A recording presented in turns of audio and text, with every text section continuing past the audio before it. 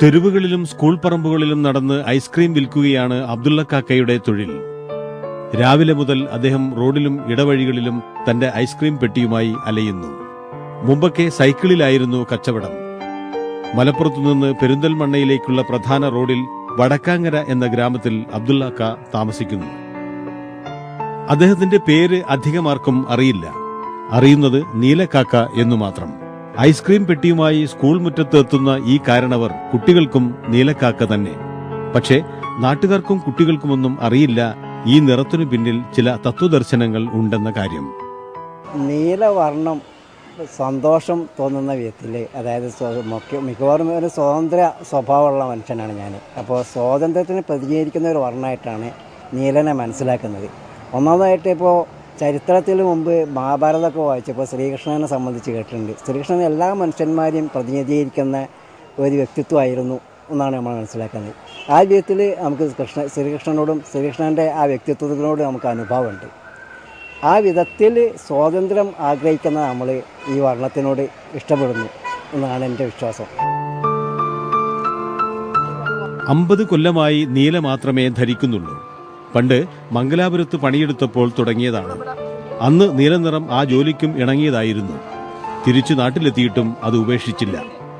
നീലക്കാക്കയെന്ന് നാട്ടുകാർ വിളിച്ചപ്പോൾ ആദ്യം പ്രയാസം തോന്നിയിരുന്നു. പിന്നെ ആ പേര് സന്തോഷത്തോടെ സ്വീകരിച്ചു. ആദ്യകാലത്തൊക്കെ നമുക്ക് എങ്ങനെ കുട്ടികൾ വിളിക്കുന്നതിനോട് വിരോധം തോന്നിയിരുന്നു. പക്ഷേ പിന്നെ അതിങ്ങനെ കാലക്രമേണ ശീലമായി വന്നു.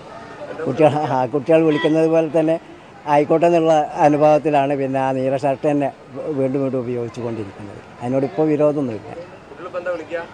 നീലാക്കാൻ തന്നെ അധികം വിളിക്കൽ. അയസുകാക്കാന്ന് വളരെ ചുരുക്കം കുട്ടികളും ഉപയോഗിക്കലുണ്ട്. അത് കൂടുതലും കുട്ടികൾ നീലാക്കാന്ന് തന്നെ വിളിക്കലുണ്ട്. പ്രത്യേക നീല ഡ്രസ്സ് തന്നെ പിന്നെ നല്ല സ്വഭാവമാണ്. എപ്പോൾ വന്നാലും ഐസ് വരും. ആരും ദേഷ്യപ്പെടുത്തൊന്നുമില്ല. നല്ല സ്വഭാവത്തിൽ എല്ലാവരോടും സൗമ്യമായും സന്തോഷത്തോടെയും പെരുമാറുന്ന നീലക്കാക്ക ഇന്ന് ഏകാകിയാണ്. മകൻ ഗൾഫ് നാട്ടിൽ ജോലി ചെയ്യുന്നു. ഭാര്യ മരിച്ചതോടെ തനിച്ചായി. പക്ഷേ രാഷ്ട്രീയവും സാംസ്കാരികവുമായ വിഷയങ്ങളിൽ സ്വന്തമായ ഉറച്ച വിശ്വാസങ്ങളുണ്ട് അദ്ദേഹത്തിന്. ഒരു ദാർശനികന്റെ സ്വരം ആ സംസാരത്തിൽ നിന്ന് അറിയാം. സാമൂഹ്യ രാഷ്ട്രീയ കാര്യങ്ങളിൽ മുഴുവൻ മനുഷ്യന്മാരും സാഹോദര്യപരമായി ബന്ധപ്പെടുത്തുന്ന ഒരു പ്രസ്ഥാനം നമുക്ക് ആവശ്യമാണ്. ഇപ്പോൾ ഉള്ള പാർട്ടിപരമായിട്ടുള്ള രീതിയിലുള്ള ഈ സംവിധാനം നമ്മളുടെ രാഷ്ട്രീയ സാമൂഹ്യ രംഗത്തെ ജനങ്ങൾക്ക്, നാടിനും സമൂഹത്തിനും ദോഷം വരുന്ന സ്ഥിതിവിശേഷങ്ങളാണ് ഉള്ളതെന്നാണ് എൻ്റെ വിശ്വാസം. മനുഷ്യരെല്ലാവരും ചേർന്ന് ഒരു സമുദായം അല്ലെങ്കിൽ സമൂഹമായി മാറണമെന്ന് ഈ ഏകാകി ആശിക്കുന്നു. അപ്പോൾ മാത്രമേ ലോകത്ത് സമാധാനം ഉണ്ടാവുകയുള്ളൂ.